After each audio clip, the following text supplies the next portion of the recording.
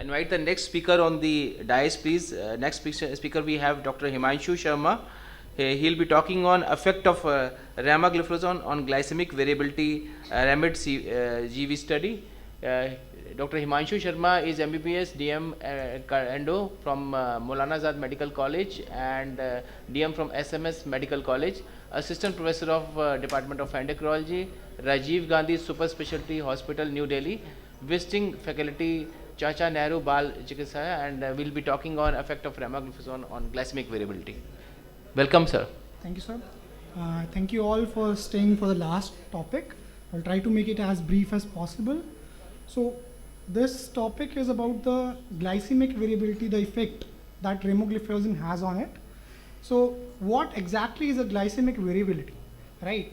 So glycemic variability is the fluctuations of the blood sugar that happens over any given interval of time, and it can either be a long-term glycemic variability that we measure usually by an HbA1c, or a short-term glycemic variability that is represented by various intraday and between-day glycemic variabilities such as time in range, standard deviation, etc. Now, why is this glycemic variability so important? Because this glycemic variability is associated with multitude of complications that occurs in a diabetic patient. So there is an increased risk of severe hypoglycemia, increased micro and macrovascular complications with increased CV autonomic dysfunction also. Now how does it affect?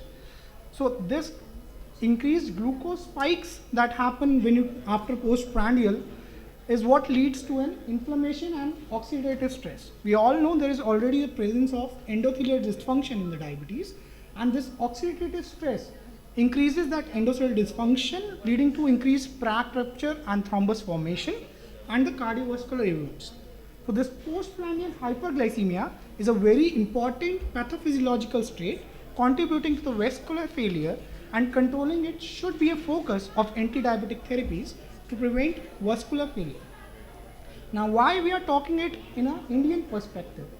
So we have this beautiful study published in 2011 and shows that in an Indian diet, this is a START study, and in Indian diet we have around 60 to 70% is carbohydrate.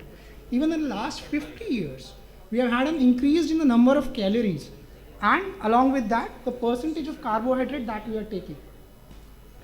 So this is what I want to emphasize upon. So normally you expect that a diabetic would be taking lesser amount of carbohydrates, right? But this study showed us that the distribution of macronutrients was similar in both diabetic and a non-diabetic group throughout India. So the dietary habits of the type 2 diabetic participants were not much different from those of the non-type 2 diabetic participants, and the total carbohydrate constituted around 64%. Now in a diabetic patient it should not be more than 50 to 55%, right? So why is this important? So these imbalanced dietary habits contribute to the higher prevalence of insulin resistance and metabolic syndrome.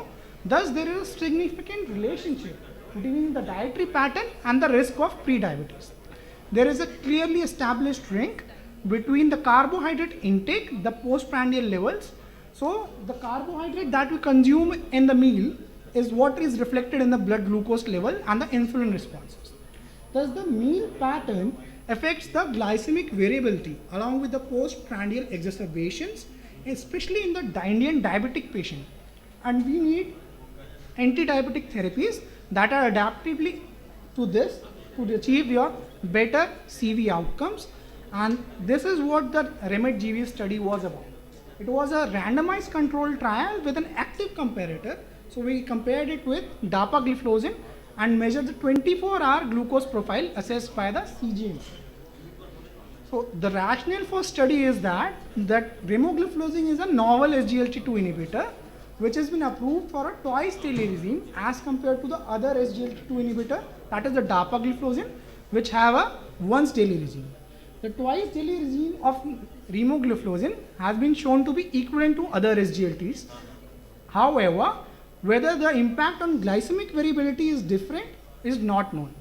Thus, we conducted this study to evaluate the effect of ramagliflozin on dapagliflozin on the 24-hour glucose profile.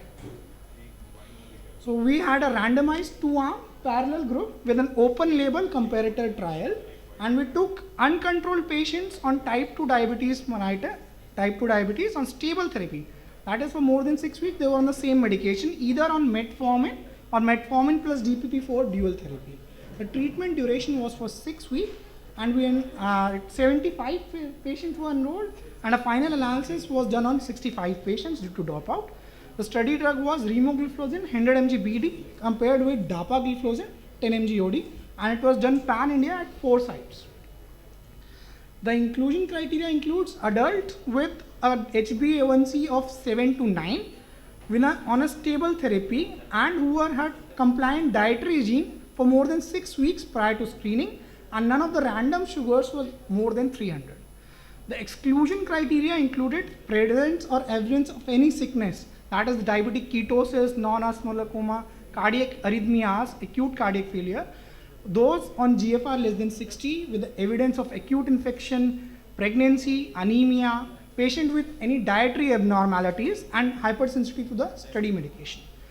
So how we proceeded with the study is the patients were put on CGM first, and then he was started on day 5 from either remogliflozin or the dapagliflozin. The CGM device was removed on a day 15, and this was the first phase of this trial. And then on day 33, we put another CGM device and measured for 14 days, which constituted the second phase of this trial. So the primary objectives were to evaluate the effect of remogliflozin on the 24-hour glucose profile and to compare the effects of remogliflozin with dapagliflozin. While the secondary objective was to evaluate the safety and tolerability of remogliflozin in comparison to the dapagliflozin.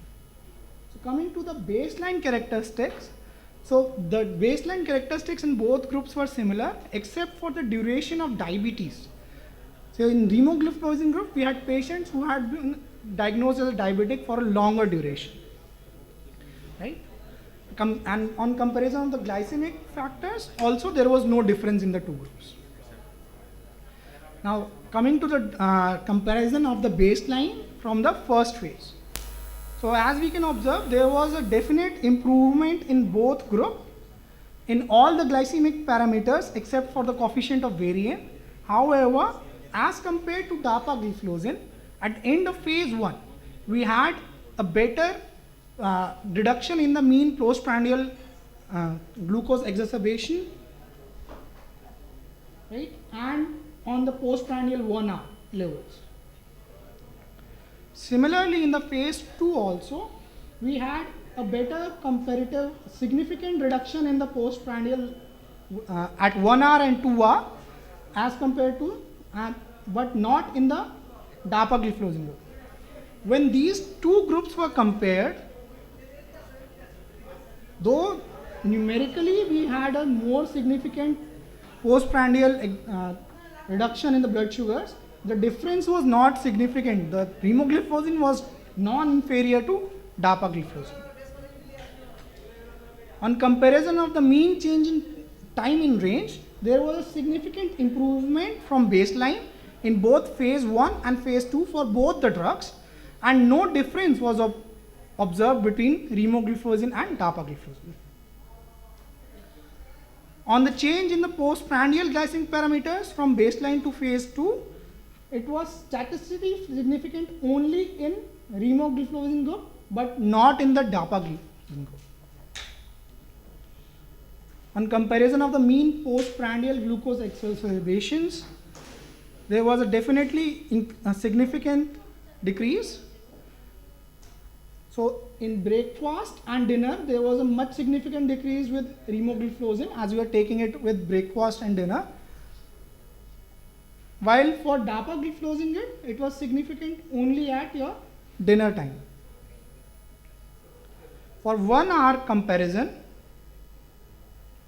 we had a statistically significant reduction in 1 hour postprandial in the remogliflozin group at all the meal times, as you can see. However, in the dapagliflozin, there was a reduction, but it was not statistically significant. At 2 hours, we had a statistically significant reduction in remogliflozin group at all the 3 times, that is breakfast, lunch and dinner, while in dapagliflozin group, only at breakfast and dinner there was a significance. So the mean change in the glucose profile was higher for remogliflozin as compared to your dapagliflozin. However, that difference was not significant. Similarly, for a CGM profile, we had a more reduction in nighttime sugars with remogliflozin because of the BD dosing as compared to the dapagliflozin.